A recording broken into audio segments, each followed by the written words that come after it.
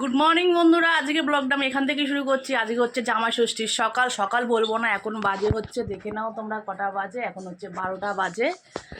আর আজ এবারে হচ্ছে আমাদের মামার বাড়িতে হচ্ছে কি বলবো, জামাই ষষ্ঠী আছে। তো সকালে তাই জন্য রান্না নেই, তো সকালবেলা একটু চা খেয়ে নিচ্ছি আর টিফিন করে বেরিয়ে যাবো। আর ব্রেকফাস্টে হচ্ছে টোস্ট, অমলেট। আর মেয়েদের তো সব স্নান হয়ে গেছে, আর চা না খেলে সকালটা শুরু হয় না, এটা তোমরা বলতে পারো। কিন্তু তো আরও আজকের দিনে কি কি করব তোমাদের সময় বিশেষে তো দেখিয়ে যাবো, ঠিক আছে? তো রেডি হয়ে আমরা যথারীতি বেরিয়ে পড়েছিলাম। আর পাড়ার দোকানে একটুখানি ঠান্ডা একটু নিয়ে নিলাম, গলা শুকিয়ে গেছিলো তাই। আনছে জামাই ষষ্ঠীর ব্লগটা কিন্তু শুরু হয়ে গেল। তোমরা দেখতেই পাচ্ছ আমরা কিন্তু বেরিয়ে পড়েছি হচ্ছে আমার মামা বাড়ি যাবার উদ্দেশ্যে। যেহেতু তোমরা আগের ব্লগে দেখেছি ফেব্রুয়ারিতে হয়ে গেছিলো আমার মামার মেয়ের বিয়ে, তাই জন্য যথারীতি ওর প্রথম বছর জামাই ষষ্ঠী, সেই জন্য আমাদের মামা মামি বলেছিল তো এখানেই সব মেয়েরা এই বাড়িতেই জামাই ষষ্ঠী হবে একসঙ্গে করলে কি হয়, মজাটা খুব বেশি হয়। ওদিকে দেখো আমাদের অদ্ভুত ভয় পেয়ে গেছিলো, ও আমার মামার বাড়ি বাপের বাড়ি যাবে না। ও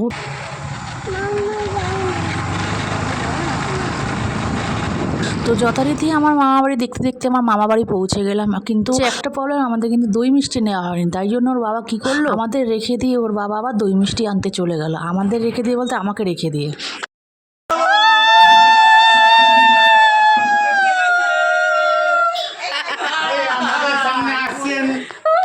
আমার মেয়ে এখান দিয়ে ঢুকেই বলছে যে কি আমি কিন্তু বাগমারি আসবো না, ও ঠিক মিতালিতে বুঝতে পারি।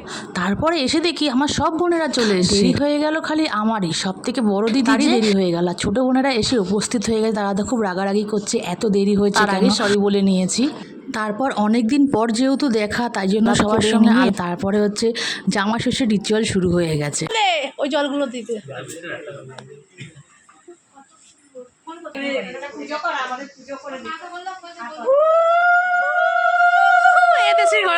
আর এখানে মামি হচ্ছে যে মন্দির দিয়ে পুজো করে নিয়ে আসে না, আমরা তো এদেশি, তাই হচ্ছে মন্দির দিয়ে পুজো করে ষষ্ঠীর দিনে আমাদের হলুদের ছোঁয়া লাগাতে হয়। এগুলো আমাদের এদেশিদের মধ্যে সব রকমের ষষ্ঠী হয় সন্তানদের শুভকামনার জন্য। তাই জন্য এই মামি কিন্তু আমাদের মাছ মাংস কিছু খাবে না করেই রয়েছে, এত অ্যারেঞ্জমেন্ট করে কিন্তু সেই উপোস করে রয়েছে। আর সব জামাইদের কপালে ঠেকিয়ে দিচ্ছে। আর আজকে এই দিনে হচ্ছে মামি খেয়ে চিড়ে দই বা কচুরি, আমাদের কিন্তু ভাত খেতে পারবে না, আমাদের এদেশিদেরই নিয়ম হচ্ছে এটা। আর তোমরা কেমন করে এই জামাই ষষ্ঠীর দিনটা পালন করে থাকো আমাকে কমেন্ট সেকশনে কিন্তু কমেন্ট করে জানাতে ভুলবে না। হবে না, আরে ওর বডি জোরো না, কি বলিস, হবে না, তোর তুই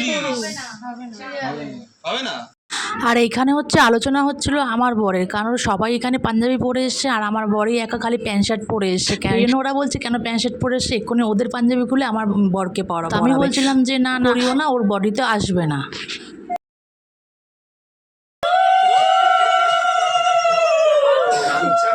জামাইদের কপালে হলুদের ফোঁটা দেওয়ার পরে এবার শুরু হচ্ছে মেয়েদের পালা। সবাইকে দিয়ে দিল, এক এক করে মাসির ছেলের কপালেও দিয়ে দেওয়া হলো। পরে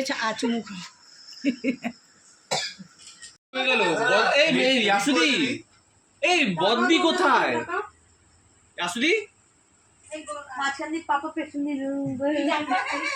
আরে বদ্দি কোথায়? বদ্দি কোথায়? আরে বদ্দি খেলাম